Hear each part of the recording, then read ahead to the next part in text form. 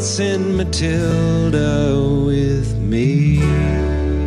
It's called Song of Australia by Colin Buchanan, something a little bit different from Colin this morning. And speaking of the man, the myth, the legend, we've got him on the phone. Good morning, Colin Buchanan. DJ, hello, my friend, and greetings to all our listeners far and wide. Thank you so much for your time this morning, giving us a buzz, and I appreciate you making the time to have a chat to us. Now, listen, straight off the bat, I know you're a very busy man. I've got a question for you. If I do my research online and I look through all the online catalogs and I look at your Wikipedia page and I look at different discography, I can't figure out how many albums you've released.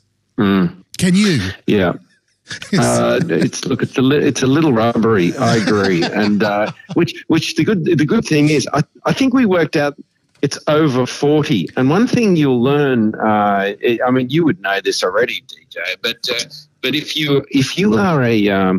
you're familiar with promotional material, yes, anything that says over 40 means 41. Yeah. So either 40 or 41, at a pinch. It doesn't mean 50 because it doesn't mean 46 because that would be over 45. And so I've sort of done a little, a bit of a look, and including compilations and things. It's about 40 albums, which is amazing because I sat in 1989, I sat down in Grenfell in the central west of New South Wales holding Steve Grace's Children of the Western World album. I was sitting at my little desk and I was praying, Lord, one day it would be great, if possible, to release a CD like this, with a little insert with the lyrics and, and a plastic case. Anyway, I just sort of gave that desire to God, and little did I know that down the track I'd be struggling to work out how many I'd released. Shame on me. I love the fact. Thank you, Lord. Well done. Congratulations. I love the fact that when I'm looking through your online releases, there's at least like 15 or 16 different projects you've done, and not many artists can say this. You've done with Scholastic, the education group. That's amazing. Yeah, that was that. Look, that all came out because the phone rang, and the boss of Scholastic, who's a lovely fellow by the name of Andrew Burkett, said, Colin, well, we love Aussie Jingle Bells, and we think it would make a very good children's book. And I said, that sounds terrific. I've always loved books. We've read books to our kids, and it'd be wonderful to have a picture book. And what do I need to do? And he said, well, not anything really. It was because I'd written the song and that was that. We take care of it from here. So, yeah, we'll look after it. We don't need you messing things up. And so I've written, a bunch of. It started out as with sort of seasonal Christmas songs. I've done, books with songs connected to them, and now it's there's 15 or so of these books with Scholastic. So I'm a children's author, and Aussie Jingle Bells has been one of their most successful titles over the last, I think, 15 years. That's amazing. That's amazing. Yeah. Hey, now listen, you don't know this about us, but here on the telly and on the breakfast show, every Friday we do a thing called Mixtape Friday, which is basically a request show, right? We open it up, people can request the songs. Now, you're infamous on the show. You're infamous on the show because I've told the kids, I have said multiple times, and you're going to hate me for this. That phone call might end here, but I've literally said to the kids a lot of times, the kids who ring them through, okay, everybody, let's have a break from Colin next week, shall we? Because after the fifth Colin Buchanan song in the request show, I'm like, okay, this is where I play the sound effect. but my point there, my backhanded compliment to you is our audience loves you and loves you so much, and you are such a special place to them. I need to play you this recording of I had a message sent through this morning all the way from Wollongong, from a mum and the two kids in Wollongong, and I need to play this to you this morning. The young guy's name is Cruz, and I think he's your biggest biggest fan in New South Wales. Have a listen to this. Colin, this is Tammy. Anna. And Crazy Rosy Pumpkin.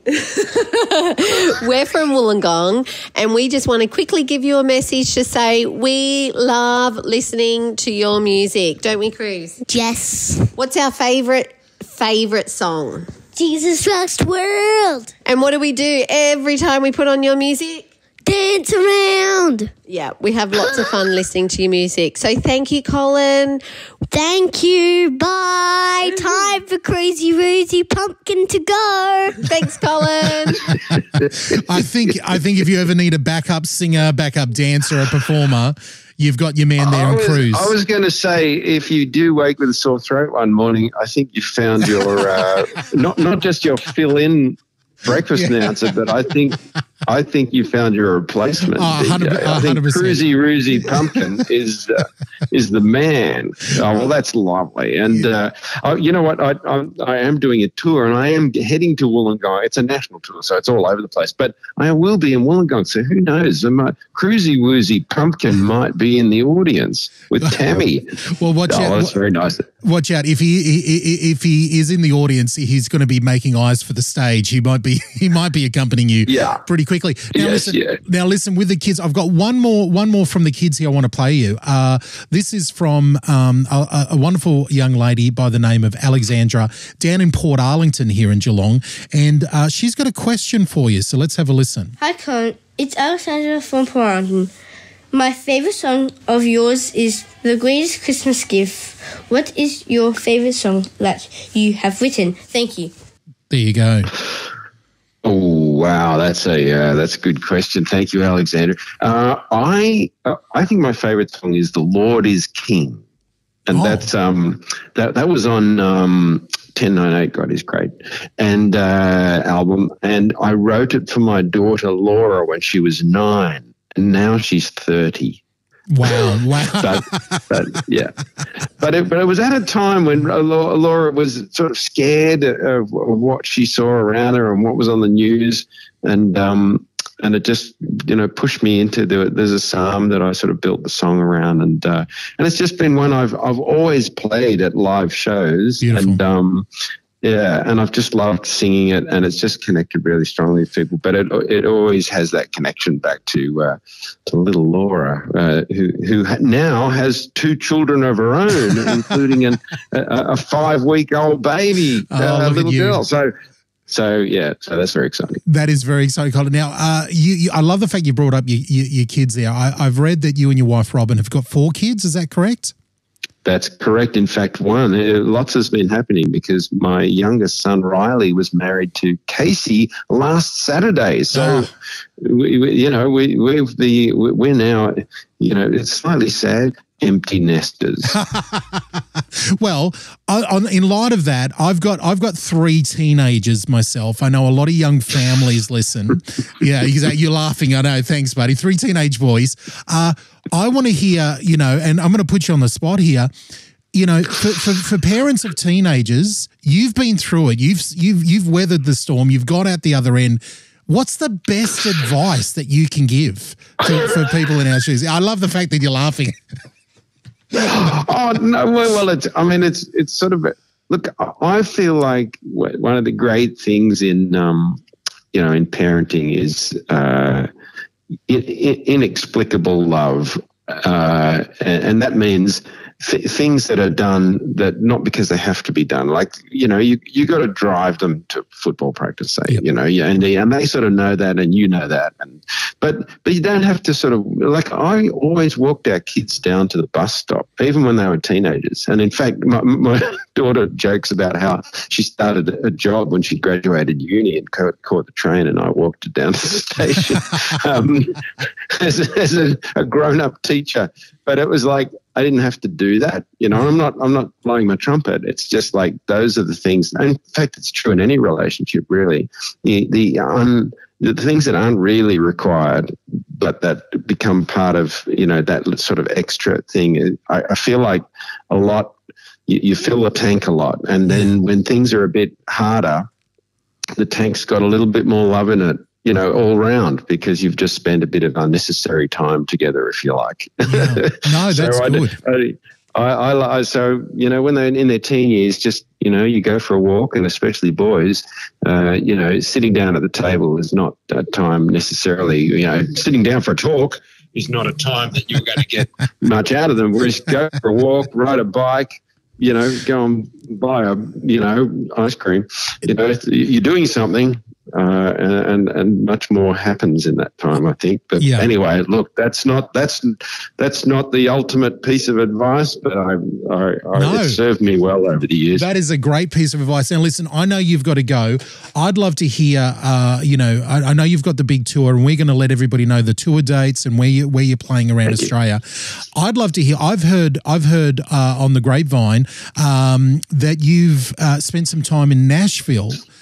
Working with some absolutely huge names in Christian music over there, and you're working on a future project over there. Can you tell us a little bit about that before you go? Yes, that was quite exciting. I got summoned to Nashville for the Keith and Kristen Getty Sing Conference, which is sort of 7,000 people descend on Nashville, and it's a sort of a modern hymn conference. And I did a little bit of performing, and I ran a workshop there, about writing songs for kids, which I really love doing, and it's City of Light from Sydney, Castle Hill, were over there to perform, and they were just, it was lovely having Aussies around, and they've been really well received there. So I've been able to do some songwriting in Nashville, and we're sort of continuing that. Now I'm back home, and I'm working with City of Light on a new project now, which I've just loved collaborating with them. We just really sort of find that we've got a great, shared vision for what music can do, and especially songs that are, I suppose along the lines of Jesus Loves Me, This I Know, songs that are sort of rich in truth, simple to sing, yes, and across the generations. I love it. So I've loved doing that with them, and they're just wonderful crew. So I'm quite excited to be working with Keith and songwriting with him, and then working with City of Light as well. And that's just quite a new thing for me, having awesome. Rabbited away in my little song mine at home, doing my thing. It's nice to have some company there for you. Listen, I know you've got to go. I've got one last question for you, and hopefully it's an easy one. I've been looking for a little while for your birthday online, and the closest that I've got is that you were born in 1964. Would you be willing to share with us a birthday? Because I would love, whatever your birthday is, I would love to be able to celebrate it on our breakfast show, because you are such a beloved character, and to have a national Let's Celebrate Colin's Birthday Day would be a lot of fun for us and my listeners. Are you willing to share your birthday with us? Oh, absolutely. Yes. Yeah. I'm surprised you can't find it. And 23rd of May. The 23rd of May. Okay, fantastic. 1964. Yes, that's right. Well, you've got a big birthday coming up in a couple more years. Does that mean retirement's around the corner, or you got plenty of gas left in the tank?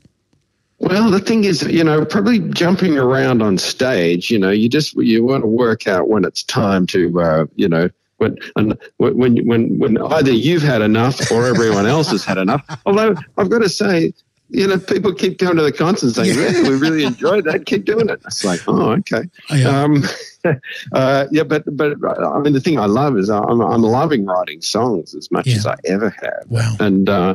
And I feel like writing is something that, is something that you can continue to do, and as the Lord opens the doors to do that. So I'm quite excited about that. So, that's awesome. But I'd like to spend, I got grandchildren, and, I would love to spend time with them. And this is a special season, where they're young, and you can help Well, on behalf of everybody listening, I can tell you right now, we hope that we do not want you, we want you around for a lot longer, mate. We want you to keep on going for as long as you'll keep on performing. We'll keep on having you. But on behalf of everybody here at the Telly, man, we just want to thank you so much, not just for chatting to us now, but the amazing ministry you've had for so many decades, and we pray that it continues for a lot longer. Bless you, man. We can't wait to see you in concert. Thank you for the kind words, and I appreciate that so much. Yeah, so thanks, DJ. Thanks, everyone. It's nice to be loved, that's for sure. Well, bless you. Have a good day. I think we've got to go out with a bit of The Lord is King, since it's your favourite song there. Oh, well spotted. Wow, multitasking. I'm impressed. And this is one you did with Steve Grace. Yeah, Steve Grace singing it, and he's got this beautiful pastoral sound in his voice that and it comes from his heart, and so I love that it's a shared song. He brings his lovely spirit to the song, which is really, really special. Well, here it is now on the Telly. Colin, bless you. Have a great day, mate, and we'll talk to you soon. All right, thanks, DJ. God bless you. Bye. Bye.